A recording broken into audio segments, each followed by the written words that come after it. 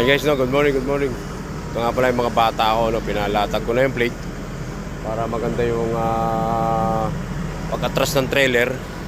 Ito yung gantry. Tapos tatapatan niya yung trailer para yung trailer yan yung ano niya. Diyan siya dadaan sa plate na yan para hindi lumubog, no? Dahil malambot yung lupa.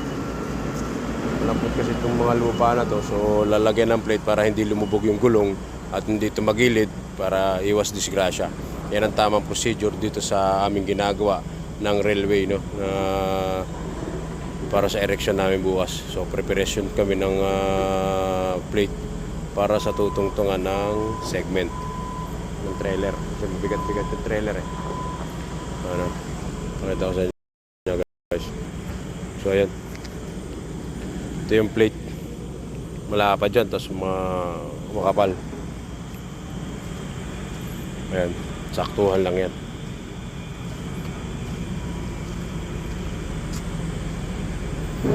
Diretso yan dito sa taas para pag atras ng trailer maganda yung aapakan niya. Ayan o.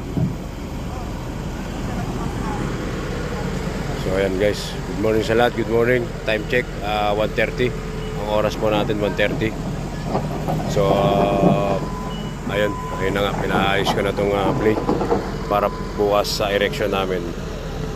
Ongoing tomorrow, no, sa erection. So tonight, mamayang gabi rin, no.